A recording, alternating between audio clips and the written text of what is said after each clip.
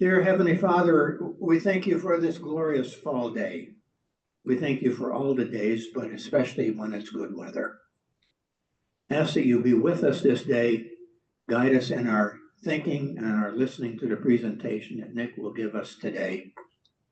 Be with all of our members who are in need of your healing touch and grace as they deal with challenges of health and tests that are impending on them.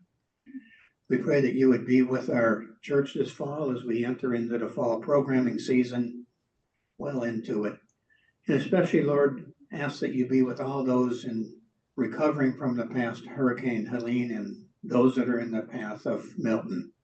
Be with them, keep them in your tender care. Just bless us through this week. Amen. Nick, so without further ado, Nick Tortorello will come up and talk to us about polling.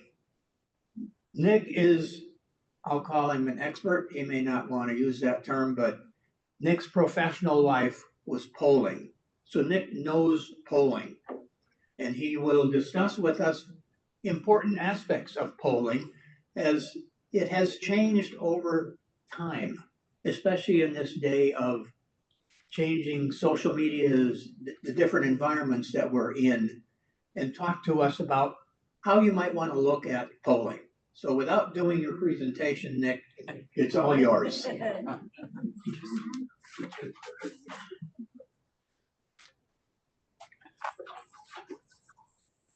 you very much, Ted. It's really good to be with all of you today. Also, don't be afraid to ask any question you might have. There's no stupid questions. So feel free to ask me anything. As you can see in my title page, I call polling today the beautiful and the damned. I did this business for 55 years, and it ran the gamut of working for major corporations like Pfizer or Merck to having individual clients like Boone Pickens, Mesa Petroleum. You name the industry in the field, and I probably did a major survey for some company in that environment. Also did for nonprofits too, like the Mary Knowles Sisters of the Catholic Church or the Protestant Church. So there was never any subject I wouldn't touch, although my own concern with any client was, do they really want to hear objectively the truth, or is there a predisposed answer they want? And I can tell you, I'll give you one example. I had a major financial institution that called me up to Boston, and they wanted me to do a survey of their customers and non-customers and find out what their image was, what they liked or knew about the firm, what did they think about their famous trader who used to get daily headlines. And I said, fine. And then the president of the company looked at me and said, well, here's the results I want. A, B, C, D. And I said, no, that's not the way it works. And he goes, what do you mean? I said, I have control of the questionnaire. I will show you the questions, and if there's something you don't like or you think I'm missing, I will listen to you. But ultimately, I'm the arbiter of the questions we ask.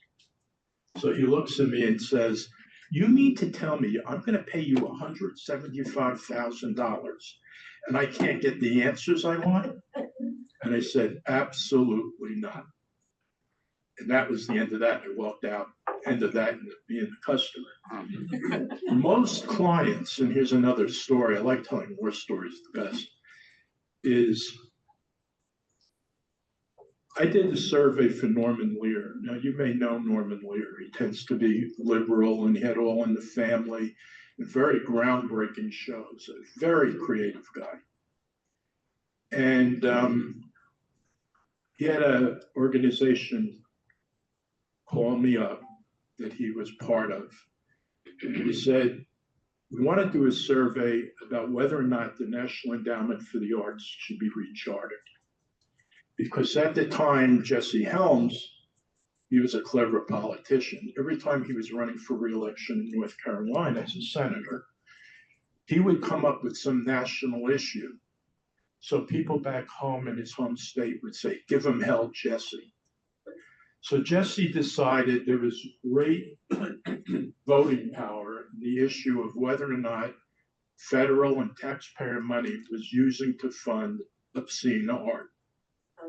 Because the National Endowment had art by Mapplethorpe and Serrano, who were out there artists, but most of their stuff was pornographic. It was ugly. I won't go into the details because it is pretty disgusting stuff. And anyway, Norman's point of view, I already hit the button by mistake. Keep talking. Norman's point of view was whether you like that art or not, it should be funded like things that are more acceptable to the general public. And so he said, "Can we do a survey?" And I said, "Yeah, but what do you want to do with the results?" He says, "I want to present them to the Congress, because the Congress is the one who makes the decisions about where this money is going to be spent." And I said, "Okay." But I said again, with them, I'm the final arbiter of the questions, and you may not like some of the results, but I have to be the final word on this stuff. And they said, "Absolutely not. We'll write the questions." I got up, said, "I'm not your boy," used that language, and walked out. Norman Lear came running down the hall and grabbed me as I was getting on the elevator and said, "Wait, come back, come back." So I went back in the room and they said, "Okay, we'll do it your way. You got control of the questions. We'll tell you what the issues are. But just remember, we need to use this data with Congress." So I said, "I'll keep that in mind." And so we did a survey about art, and particularly Mapplethorpe and Serrano. And I had pictures and I had art I could show respondents. We got around to the question of whether or not the federal government should be funding this kind of art. And what I learned from the survey was people, by and large, saw art as part of free speech. They felt that artists sometimes do test the outside of the envelope. They did feel that sometimes art is very controversial, and a lot of time it depends on your own culture and your point in history. But people basically said, if I'm warned, I might be offended by it, and I can make a decision whether I want to see it in a museum. And if children can't see this, then I'd be okay with it. So they were basically telling us that as long as they were warned, like warning labels on cigarettes, which I also was involved with way back when, then people make their choice. They decide whether they want to see that. You warn them. And the other big thing is you don't want anybody in under at the age of 18, because you don't want children seeing this kind of art. But if you did those kinds of things, they felt that federal money could be used to risk someone what you would call controversial artists. And remember, art is very much in the eye of the beholder, whether it's music or it's dance or it's a play or it's a concert. What you might like, I may not like. So you understand that people are going to have differences based on their own experiences, their own heritage, and so on. But to make a long story short, we did this survey and we found out that's what people felt. And next thing I knew, I was invited before 2 congressional committees to come testify on the survey. And one of the committees was the Ways and Means Committee. I forget which the other committee was, but they both had interest in the arts, either because they were paying federal money into it or for another reason of interest. And I gave my presentation. They asked me lots of questions. And then when we were done, a couple of congressmen came up to me and said, "Can we take you to lunch?" So I said, "Sure." So they took me to the Senate dining room and I had the famous Navy bean soup that they like to serve you.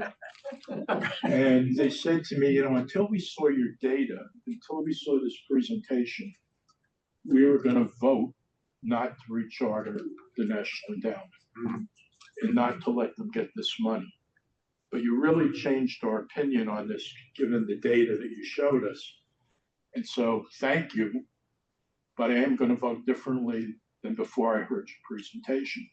So what it shows is how powerful surveys can be.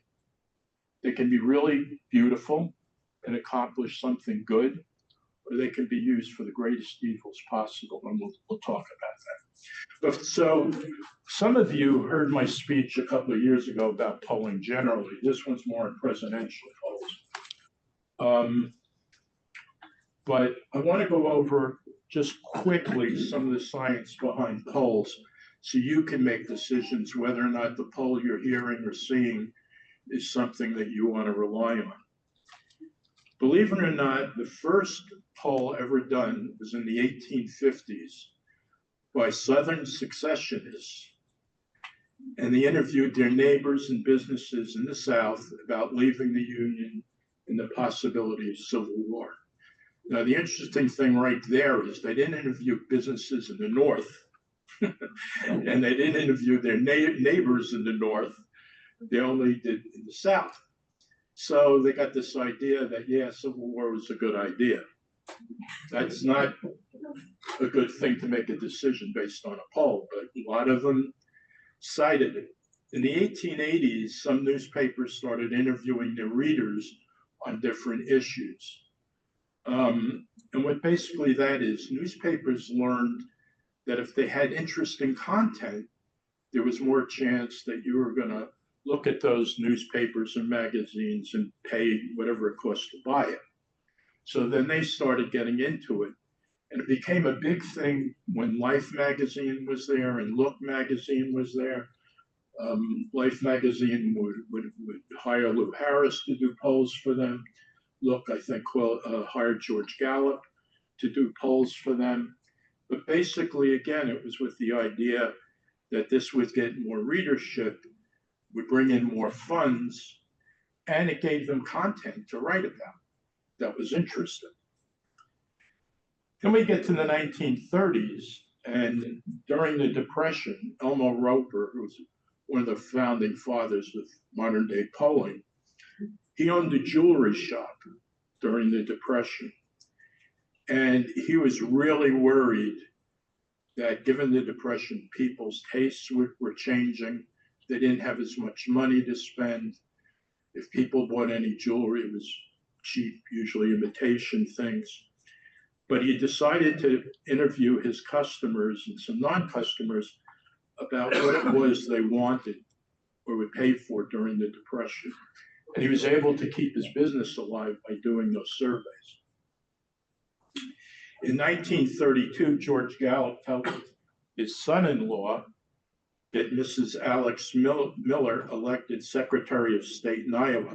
And here's where the bad stuff starts. People saw that by doing a poll and really understanding what the issues were for the public, you could get somebody elected to public office. So that's a landmark in political polling, 1932, because Gallup showed he could get his son-in-law's mother to be the Secretary of State of Iowa. Then in 1936, some of you are old enough to remember, Literary Digest mailed out surveys to 10 million of its readers, okay, with the magazine and whatever. Inserted was a survey, and they got 2 million returns. So they sent out 10 million, they got back 2 million. And based on that, Literary Digest predicted that Alf Landing would beat Franklin Roosevelt. Whereas two other pollsters at the same time, Roper and Crosley, interviewed the general public and predicted that Roosevelt would win. So you have this magazine who does 10,000 people saying that Landon will win. You've got Gallup and Crosley doing more of a sample of the general public and coming back and saying, no, Roosevelt will win. And we know what happened. Roosevelt won.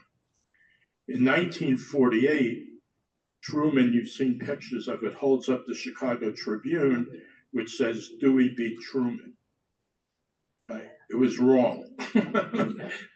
And if you go back and study why they got it wrong, it was because they stopped polling too early.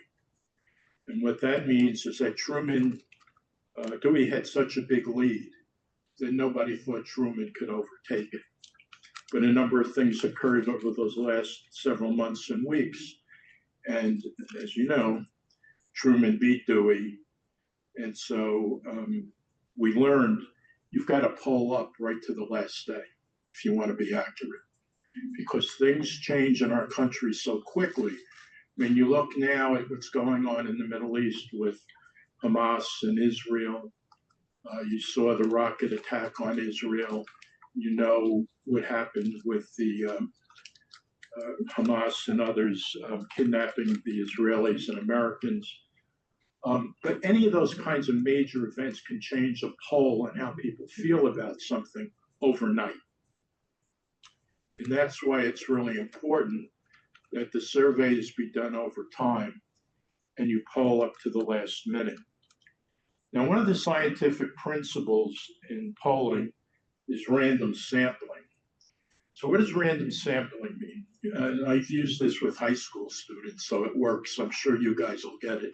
Don't be so confident. If I handed you an unopened box of Cracker Jacks, and I said to you, how fresh do you think those Cracker Jacks are in the box? What would you do to tell me accurately whether or not they're fresh or not? Well, the answer is, first of all, you got to open the box. Second thing is, and the right answer is you would take one from the top of the box, one from the middle of the box, and one from the bottom of the box.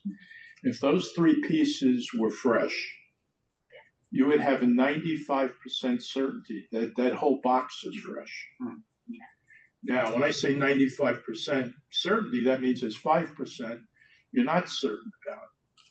And that means you could have one piece in there that you test that's bad.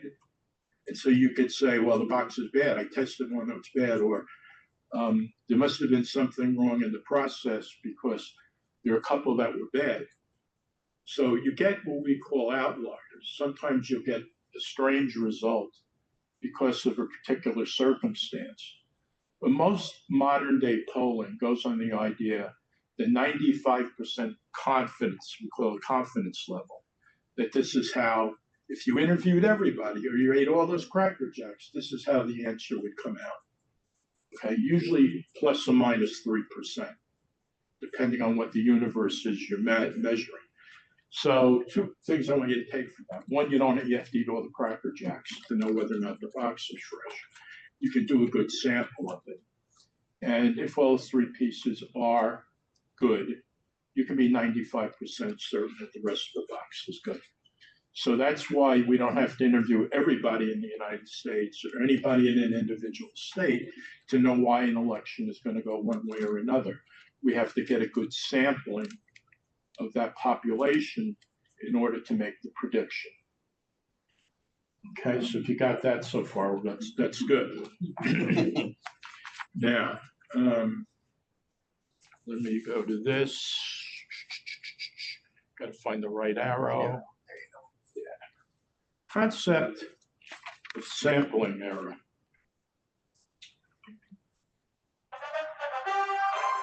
That's my phone.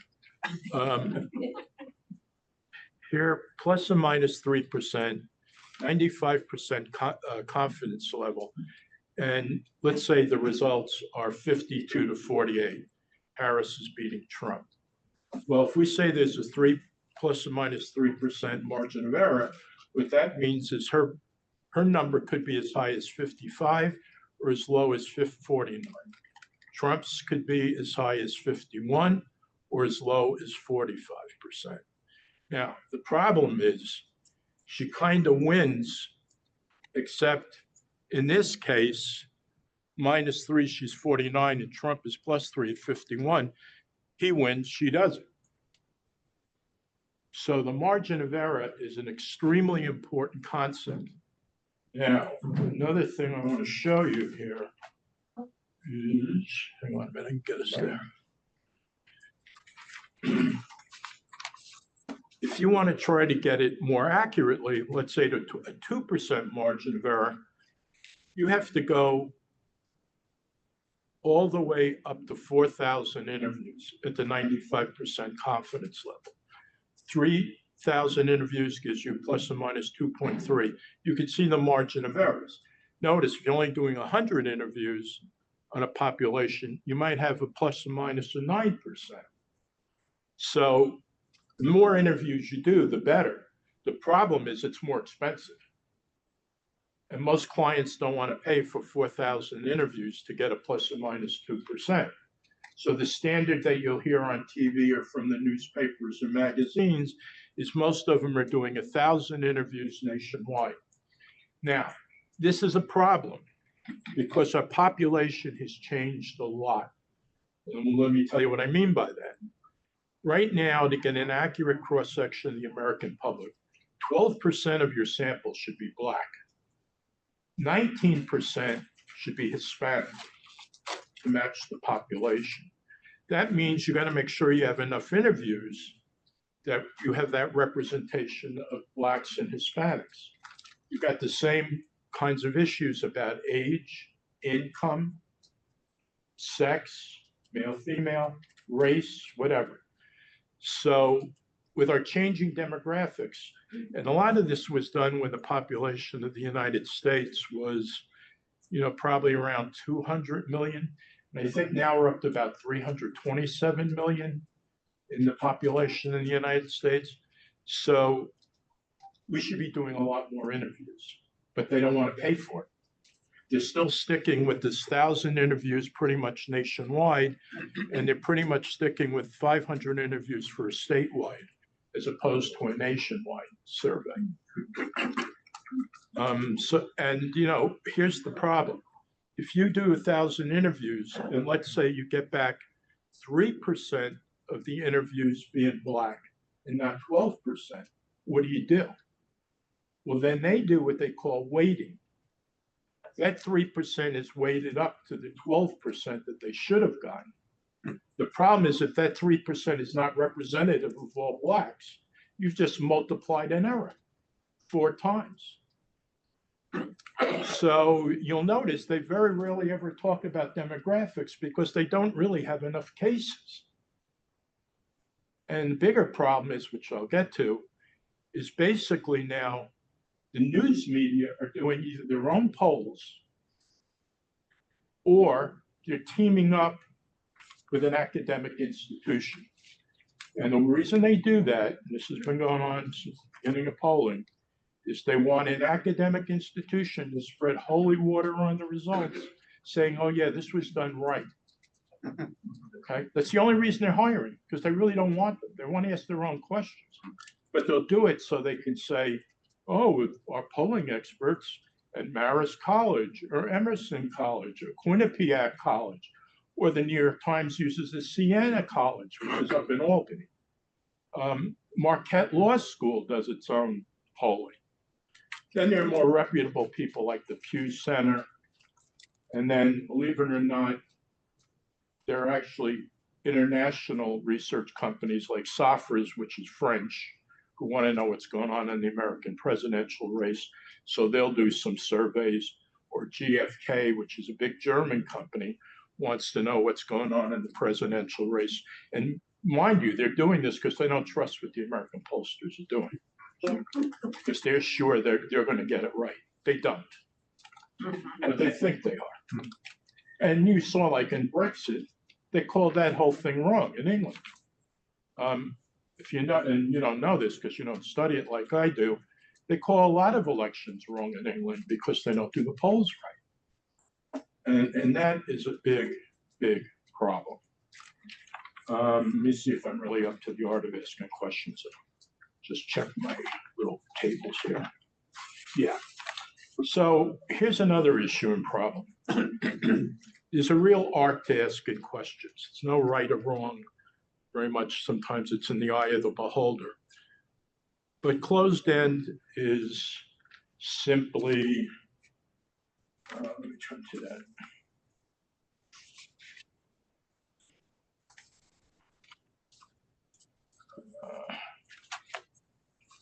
How would you rate President Obama?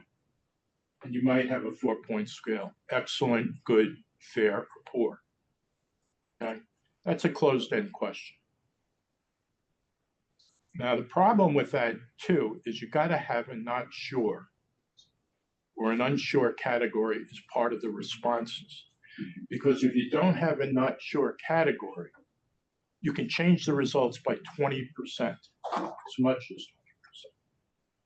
Because some people aren't sure who they're going to vote for or how they feel on a particular issue, or they don't feel they have enough knowledge.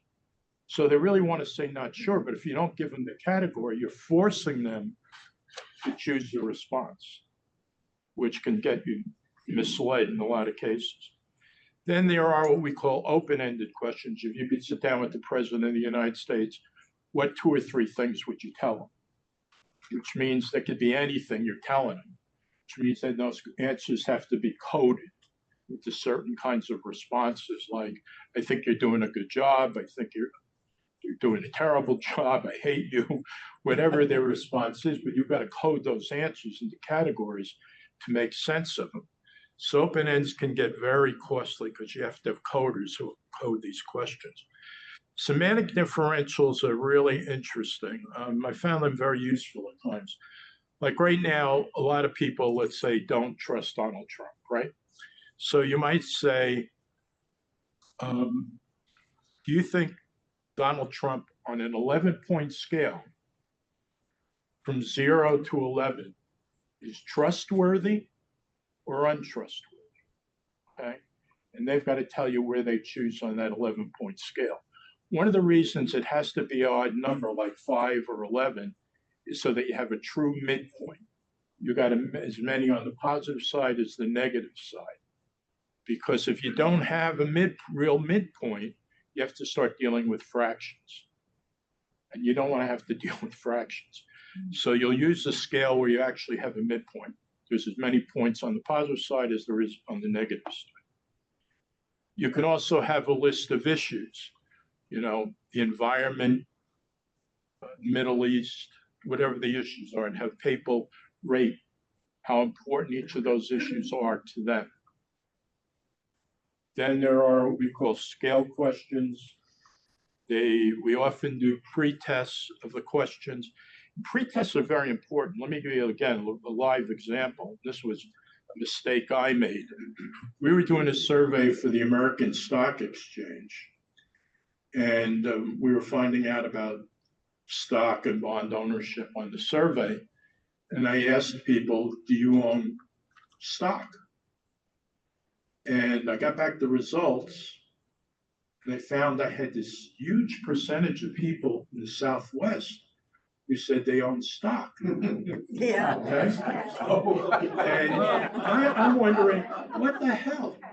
Because, you know, most money is on the West Coast or the East Coast, and more people own stock on the East Coast or West Coast. They don't own it, you know, in the Midwest or Southwest. I said, we got to go back. There's something wrong here. So we go back and I ask people, what did you mean by stock? Oh, I've got cattle, I've got horses. So they thought of livestock. And what they showed, it was a very poor question to ask. So I had to make that correction and redo those surveys. But just one word can screw up a whole poll. And one of the things we used to do when we were writing questionnaires, and I was either working for Lou Harris or I was working for Jay Wilson and Roper, is we would have another executive check our work to make sure they didn't see a bias. Because you may think you're objective, and you may think you're asking an objective question, and it may not really be an objective question. To you, it's objective, to most people, not. So we would check each other. And that was a great thing, because every once in a while, somebody would find like that stupid question I asked that I was asking another stupid question. So, you know, you learned how important question wording was and having other people check your work. You learned to be humble and knowing you didn't know it all. The other problem we've run into, I was asked to do a survey about multinational corporations This was probably in the 1970s. And most people had no idea what a multinational corporation was.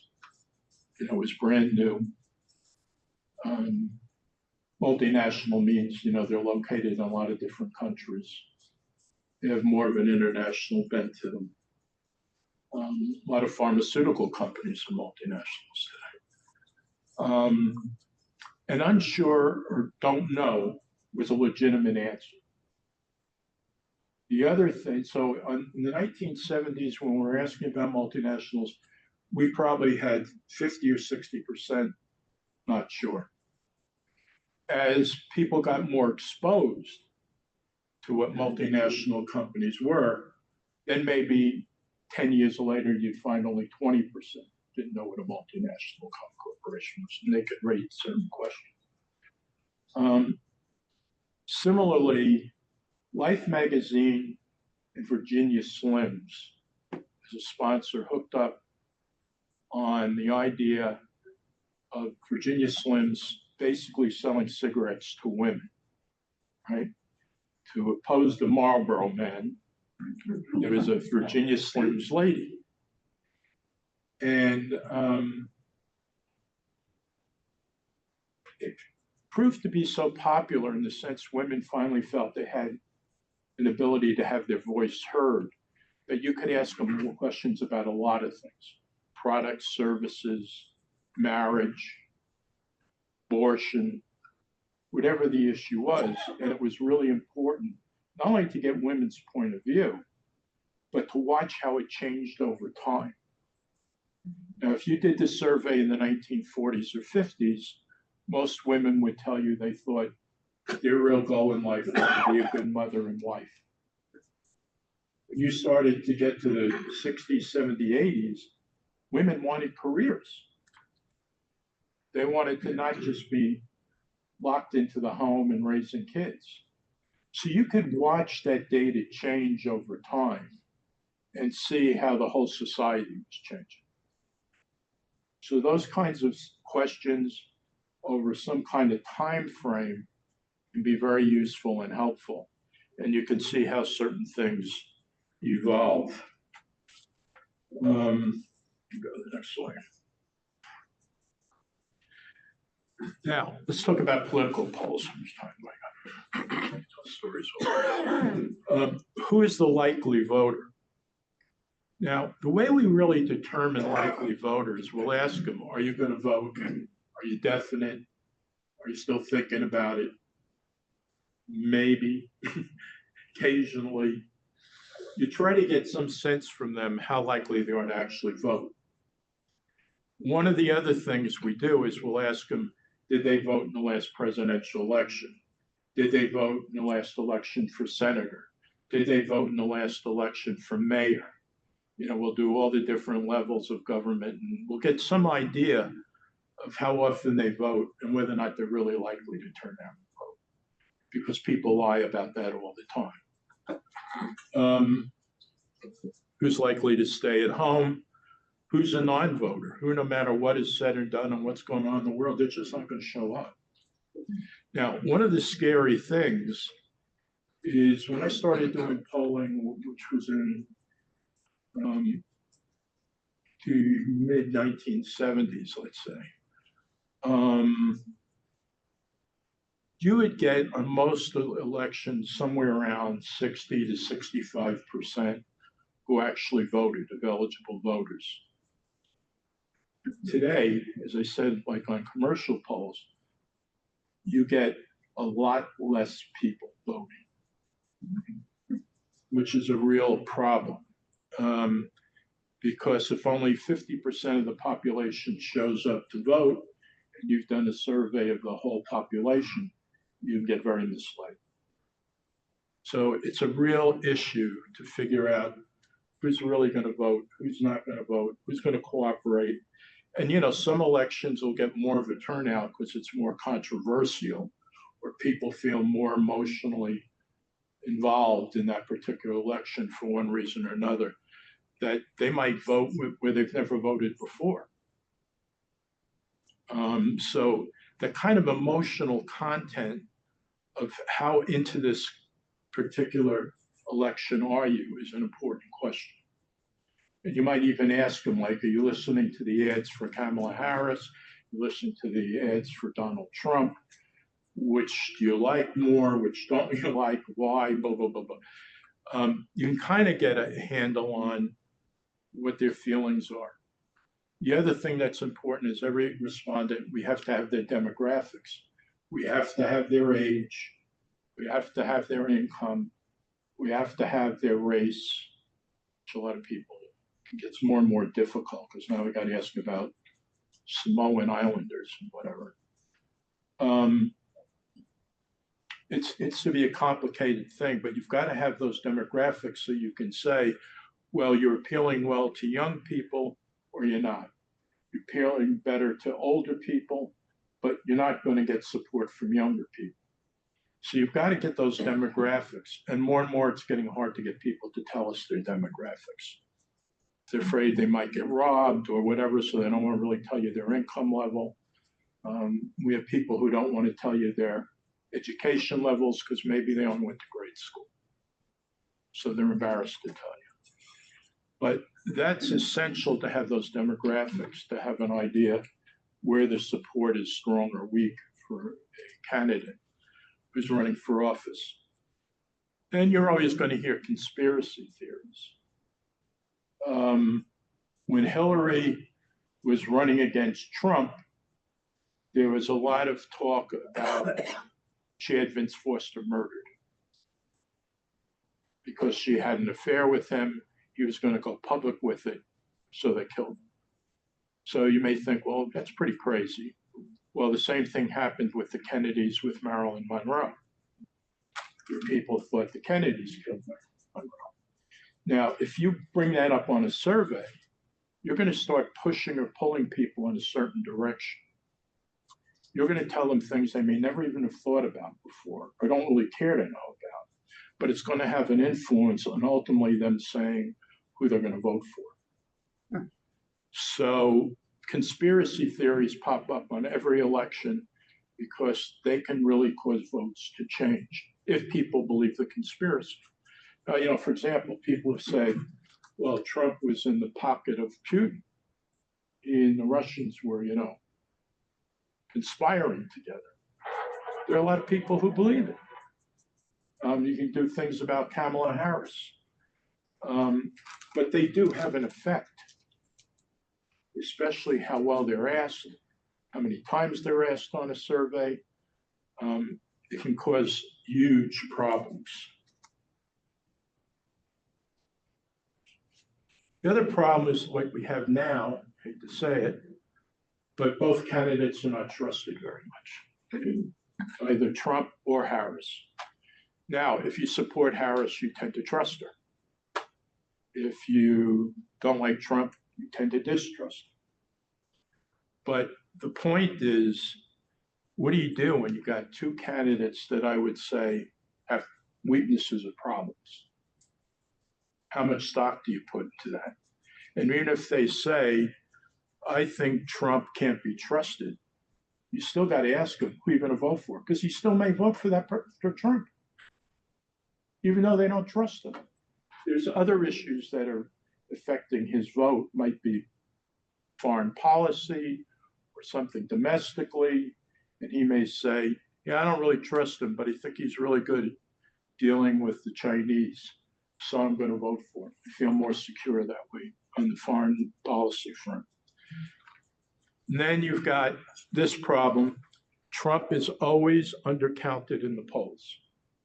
And it's more this time than ever before because people know that if they have a discussion with their neighbor or with a family member, it may end up in an argument or a fight. So as a result, they're very reluctant to say, I'm going to vote for Trump. And we see this on every time he runs for office, that his numbers are undercounted. So when you see these polls and they'll say, in Pennsylvania right now, it's a dead heat. It's 43% to 43%, the rest undecided, okay? That was just last night, as a matter of fact. Well, we know Trump is undercounted. So in fact, he might be winning by 2 or 3%. but we're not picking it up in the polls because people are afraid to tell us the truth. That's a big problem with Trump. Response rates are lower and declining. Less and less people vote, less and less people take surveys. And then, given the hurricanes we've had and going to have again, turnout. What's the weather going to be on that day? Now, we've gotten a little bit, we've modified and mollified this a little bit because now you can vote by mail, right? It's early voting. So if the weather's bad on election day, not all is lost because a lot of things have already been counted. But weather is always a big factor, particularly if it's really bad weather. I talked a little bit about push-pull polls, but this one is enormously a problem. And I actually brought examples with me, but for time reasons, I won't go through them. But most surveys today are done for fundraising. You'll do a poll online, or you'll get a poll in the mail about who you're going to vote for. And then at the end, it says how much money you're going to give us. Yeah. And you're paying us by credit card, or the poll is being done not to find truth or accuracy. In fact, they don't even tabulate the results. It's to get the money at the end. That is a huge problem today. And it's becoming bigger every election. We call it fundraising under the guise of doing research. They do the same things today with products. If you're doing a survey on, hair cleaner or whatever the heck you're talking about, or vacuums, they'll basically be asking you questions about vacuums and how well they clean. But at the end, they ask you to give money. And we call that selling under the guise of research. So these are real problems.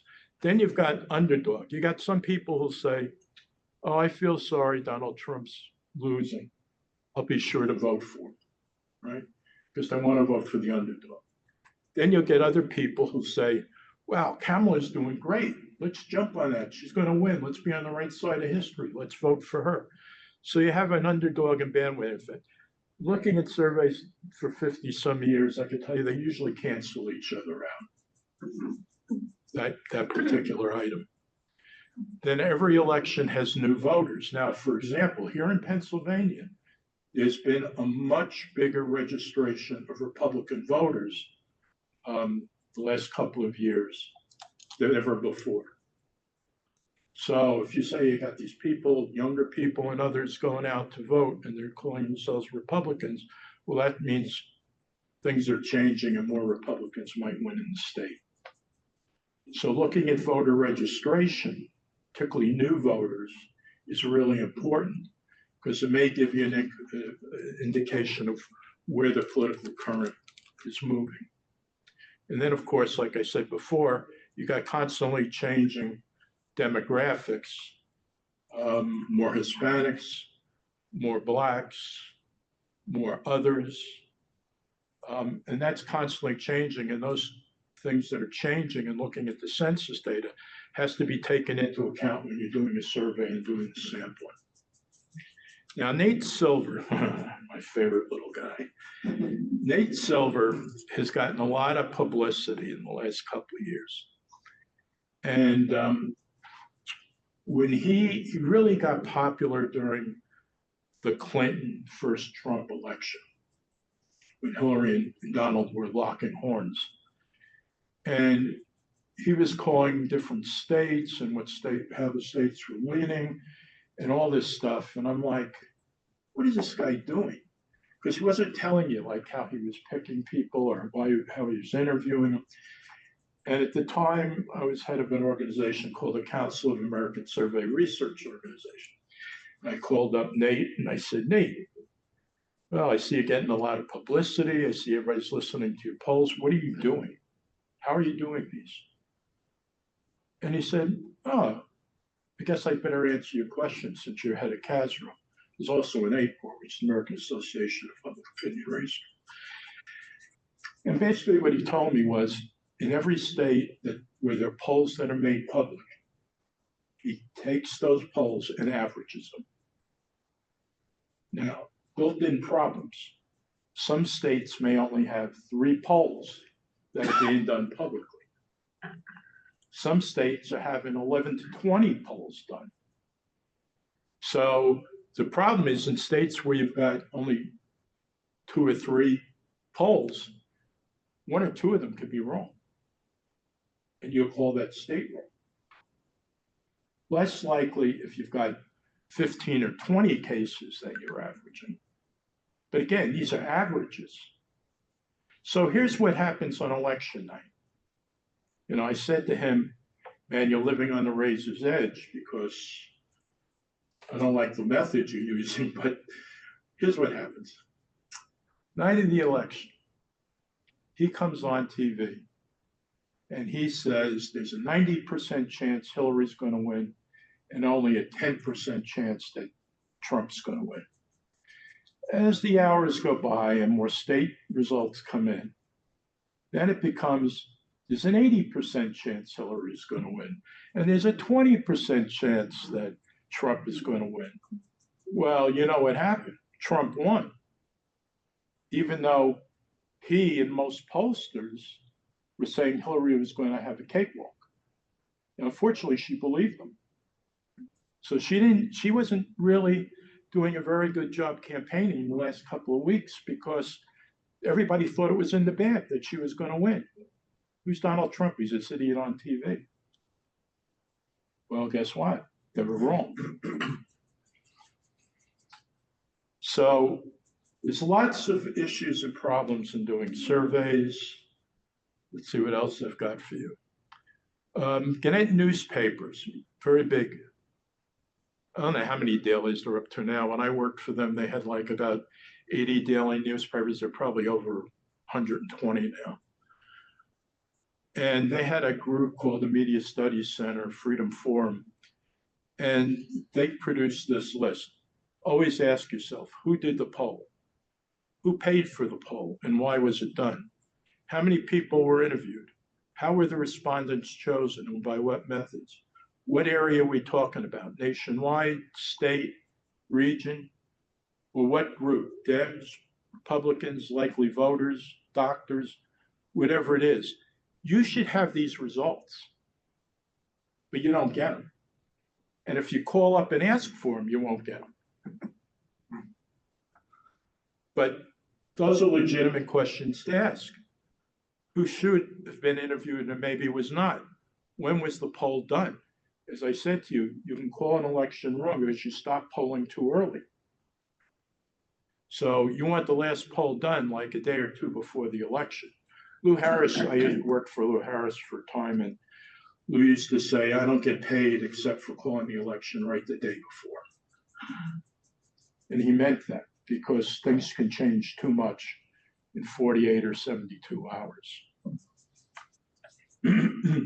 And other things that we and I talked about already, margin of error, confidence level, sampling error, how are the interviews conducted, what questions were asked, not asked, is the poll worth reporting? Now, here's another big issue.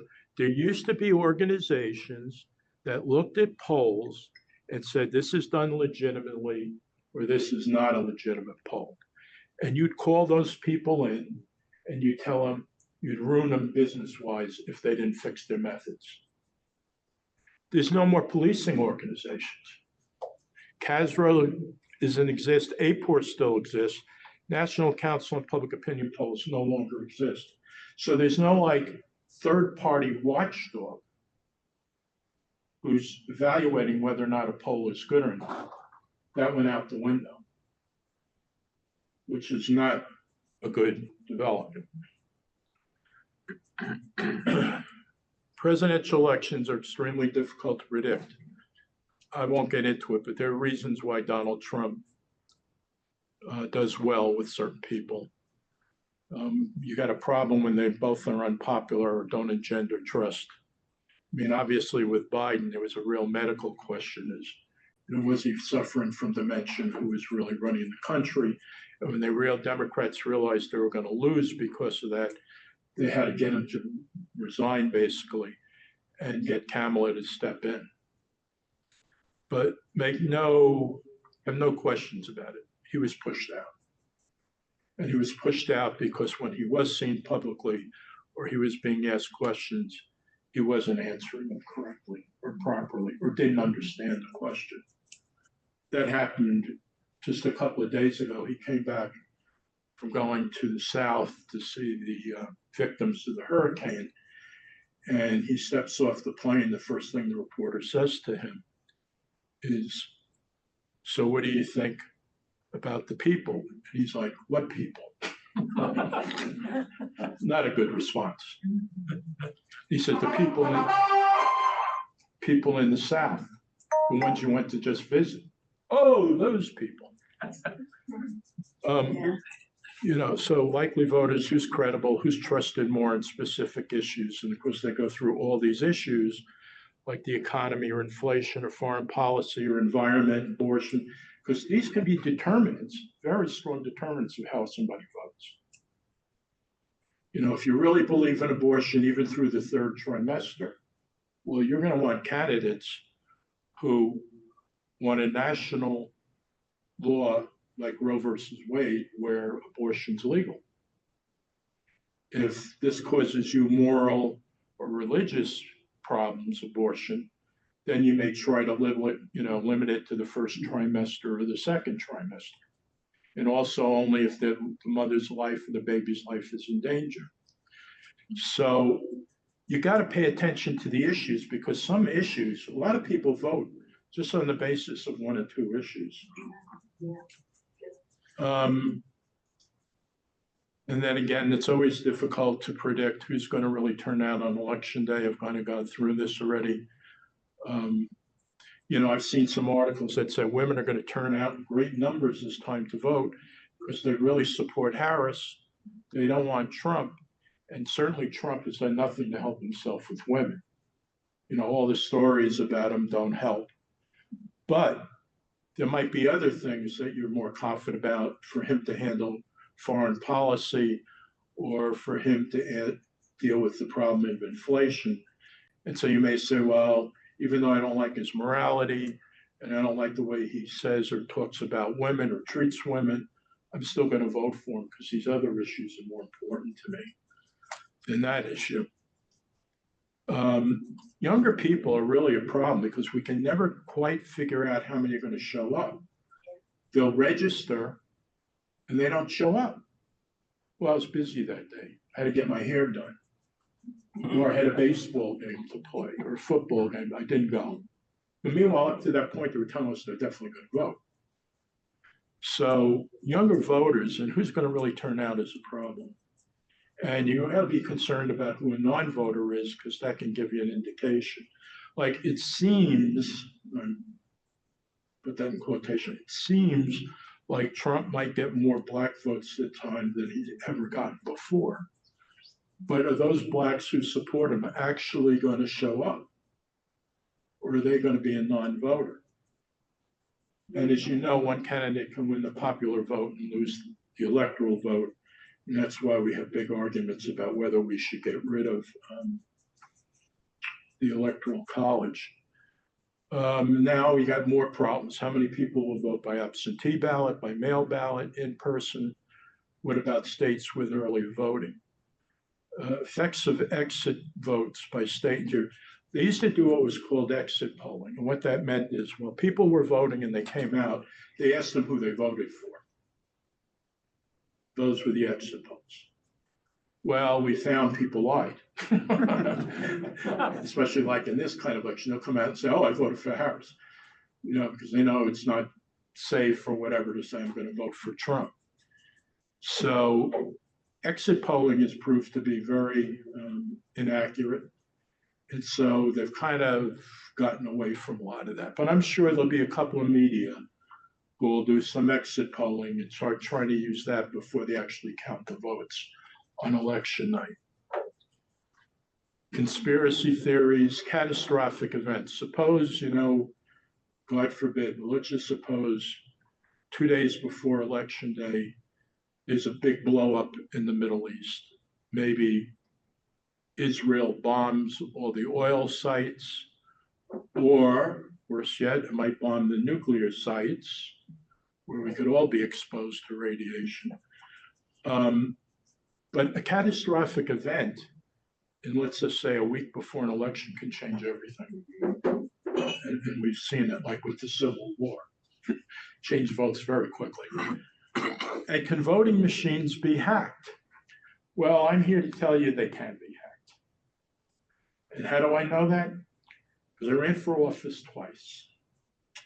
I ran for town commissioner in Upper Chichester. And I'm a registered Democrat. I've always been a Democrat. I label myself a moderate Democrat. But having said that, and to be totally honest with you, I don't blindly just vote for Democratic candidates. So if I went through my history with you on my votes for president, the first president I supported was John F. Kennedy. Why? He's Catholic, a lot of biases towards Catholics. No Catholic had ever been elected president. I had a lot of reasons why I liked him. I voted for him. 4 years later, I voted for Barry Goldwater. You go, what? And then from my college and graduate school days, I think I voted for Eugene McCarthy. Who was the other big Democrat who lost? Mondale. No, I didn't support Mondale. Humphrey. No, Humphrey was with Kennedy. Anyway, it'll come to me. But I voted for the guy from McGovern. McGovern. So I voted for McGovern. And I'm not going to tell you where I went from there. But I vote based on who I think I can trust, who I think can do the job. I don't care whether they're Republican, Democrat, or Independent. It comes down to, do I think overall, whatever his weaknesses or her weaknesses might be, that she's better for the country than somebody else. Now, being a very strong Christian, which some of you can attest because you've been in my Bible study class, values are extremely important to me. I think there are definite rights and wrongs. I also think in a lot of situations, there is truth if you're really willing to look for it. And so I also say to myself, who's likely to have better morals? Who's likely to be a better example for the kids in the country? You know, I'm going to think of it also from a religious point of view. That's me. There's other people who don't believe in God or Jesus, and that's never going to enter into how they're going to vote. But for me, I'm looking for who I think is the most honest, who can be trusted, and who's going to set the best example and help to perpetuate values. Because I do believe there are rights and wrongs. And everybody likes to say, well, it's not black and white, it's gray. Yeah, there are a lot of things that are gray, but you still got to make a determination where you are in that gray spectrum. So it really comes down to your own feelings and what makes you comfortable or what's more convenient for you. There are a host of issues that people really do vote for candidates about, but you have to make that determination. And don't ever let polls influence you for the reason that I said. Now, I was in the polling business over 50 years. I made a lot of money in the polling business. I got a lot of public attention. And I said to myself a few years ago, I'm done. I'm not doing any more polls. You know, and my friends and business partners and others are like, what? And I said, can't trust them anymore because now you're doing surveys on PDAs, right? You're doing them on your cell phone, on your computer, whatever it may be. And I have no idea who you are. Mm-hmm. You may tell me you're a white male, 24, and you're a 12-year-old. Believe me, this happens. You have no idea. It's a 12-year-old. So there just isn't enough safeguards anymore to really determine, you know, if a poll is accurate or it's honest or whatever. And I said, I'm done. Now, the reason is because you can get sued big time. I'll give you a couple of quick examples because I know I got to stop. It's 11 o'clock. But I think you'll find these very interesting. I once got sued by Paul Harvey. in ABC News. Paul Harvey, was Paul Harvey in the news. He was this older gentleman. He came out of Chicago. He was syndicated all over the place. And I'm hired by the National Federation of Independent Business in Washington, who has him as a spokesman. The president calls me in and says to me, we're not sure how effective Paul Harvey is anymore with our members. Can you do a survey of our membership and let us know how good Paul Harvey is as a spokesman?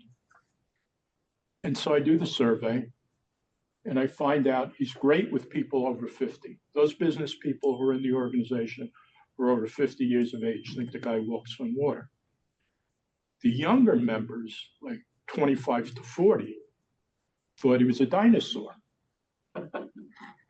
Don't even listen to him. I don't care what he says. He doesn't know what he's talking about. He's out of date. So I report this back. Well, what they didn't tell me was they were going to use the survey in contract negotiations with Paul Harvey. So he comes in there with ABC, because that was his big network, and sees my poll, which shows he's not effective with younger members. And so the National Federation of Business wanted to pay him less. Right? Phone rings. I'm being sued by Paul Harvey, by ABC News. Go to federal court. And I always went, I got sued 3 times and I won each time, because this is what he did. He said, Judge, here's the questionnaire, here's the report, here are the data tabs. If you can find the bias, you can penalize me, right? I have nothing to hide. Judge looked at the poll, studied it, said, this is legitimate. Everything he said is true. Case dismissed. It's one time. Second time, this is a great one. Tim Zagat. I don't know if you ever remember the Zagat restaurant guides. Well, he and I went to the same prep school. And Tim was doing these surveys of people who went to restaurants in New York. And Tim says to me, basically I'm giving this to friends to rate these restaurants. And I go, okay. He says, I want this to be scientific, because I want to get headlines in the New York Times, and the Daily News, and the Wall Street Journal, wherever he might have. And I'm like, Tim, this can't be done scientifically, because you got 3,000 restaurants. To get enough cases for each restaurant would mean like a gigantic survey, and you can't afford it, And he's like, well, can we do something? I said, yeah, you be honest and say, this is a survey of Tim and his friends about restaurants in New York. Nothing scientific. Okay, and I'm going to, because you're my buddy, I'll charge you only $10,000. Well, make a long story short, Tim started doing them in many cities, not just New York. And much to my surprise, he would mail out 100,000 surveys, let's say to the city of Chicago, and maybe he'd get back 10 or 20,000 questionnaires rating different restaurants. Now, some restaurants got more votes than other restaurants, and he was only doing it on 4 criteria: the quality of the food, the decor, the service, and something else. I know his ability to get reservations. I forget what it was. Anyway, Tim built this into a huge business. So that was successful. So he comes to me and goes, I want to rate airlines now and car rental companies. So we do a scientific survey about car rental companies. And basically what the results showed was most people preferred Avis over Hertz. Now, Hertz was the #1 rental car company at the time. And so I give the results to Avis was a client, to Avis, and I thought, okay, that's the end of it. They can be happy they're #1 and they can follow what people said in the survey, whatever. Next day in the New York Times, full page ad. Hertz is no longer number one. Avis is number one. Full page ad, which cost them hundreds of thousands of dollars. I get a phone call. Guess from who? Hertz. They're suing the shit out of you. How dare you say that Avis is number one? Same thing. We go to federal court. Judge, here's the questionnaire. Here's the report. Here's all the data. You can find the bias. It went bye-bye. But it shows how careful you have to be about these things. Because if you ox somebody's gourd, you're going to come at you, especially if they think you're right, or they're going to get publicity they don't want. So I always had to have that in the back of my mind. There was another case, which I don't remember, but it was another huge suit where I won it. Oh, that was a great one. It was for Johnson & Johnson. Well, actually, it wasn't for Johnson & Johnson. This law firm gets a call from a woman who's 28 years old in the state of Washington who says she went into the hospital for some surgeries and they kept giving her Tylenol and her liver's conked out, basically. She needs a liver transplant, okay? So the law firm calls me up and basically says to me, we'd like to do a survey. We'd like to see how many other women have had this experience. So I said, fine, but you got to do all women. What do you mean we got to do all women? We only care about women 18 to 40. This girl's 28 years old. What do we care about the others? I said, I got to see if it's true for all age groups. It could be only one age group that's being affected by this. Again, long story short, it turned out on the survey, it showed women of childbearing years. And again, we don't want to get to legal issues, so we only did as low as 18 years of age. 18 to, I think, 45 were being affected negatively, very negatively on their livers from Tylenol, which was at the time the most prescribed drug in the United States, in hospitals, prescription strength Tylenol. Well, I get sued, of course, by Tylenol, McNeil Labs, and by Johnson & Johnson. And I had to come to Philly. I was living in New York at that time. I had to come to Philly, and I was deposed for 6 hours. Why did you ask this question? Why didn't you ask it this way? Blah, blah, blah, blah. Finally, they get to this thing of, who told you this? Who told me this? Nobody. You must know people who work at Johnson & Johnson. Yeah, I do. Somebody must have told you this from Johnson & Johnson. Then I realized we were in a whistleblower situation. What they were afraid of, and they knew they had a problem with the formula for Tylenol affecting women's livers, but they didn't think I could pick this up on a survey and not have been told by some employee, some disgruntled employee at Johnson & Johnson. So we walked out of that discovery situation for 6 hours. And I turned to the lawyer and I said, you know what? They got a problem. He goes, why? I said, they're worried somebody within the company told me. They're not buying this survey thing. The only way I knew is from the survey. But they really believed that one of those employees, or who's disgruntled, somehow had gotten me this information. So I got sued. And not only did I win, and not only did it scare the shit out of Johnson & Johnson, they paid her money and they paid for a liver transplant for this particular girl. But the agreement on the legal side was we wouldn't file a class action suit because they don't want to get sued all over the United States, because women at that age group did have problems with absorbing Tylenol in their livers. Now, since then, Johnson & Johnson has changed the formula so that women aren't affected by Tylenol, whatever age they're at. But these surveys can be very explosive, have dramatic effect on something, and when in doubt, sue. And I said, when I saw the data could no longer be reliable for the reasons I talked about, online surveys, computers, PDAs, your cell phone. It's too dangerous. If you really want to know truth and you want to be fair and you want to do things accurately, you can't do it anymore. So here's my big closing sentence, and I worked this out at 3:30 in the morning this morning. They should not allow polls on presidential elections. There's just too many variables, too much chance for dishonesty. I know everybody wants to know who's winning, who's not, the horse race, whatever they call it. It just should not be done. It's a subject area, again, democracy. We should all have to make up our own minds without this.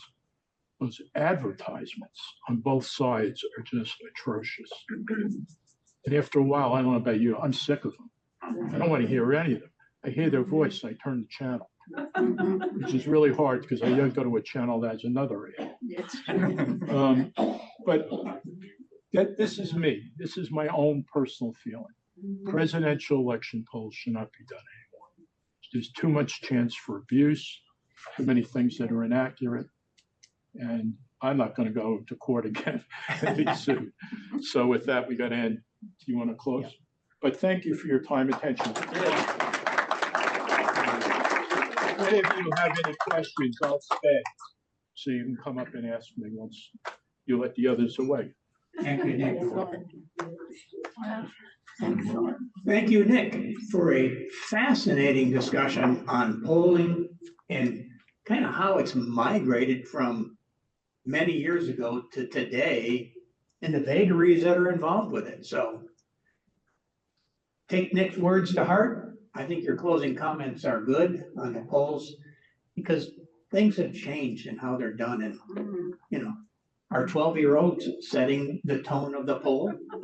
Probably too many of them are in there and influencing them to the way that we don't know. So with that, that concludes today. Thank you for your attention.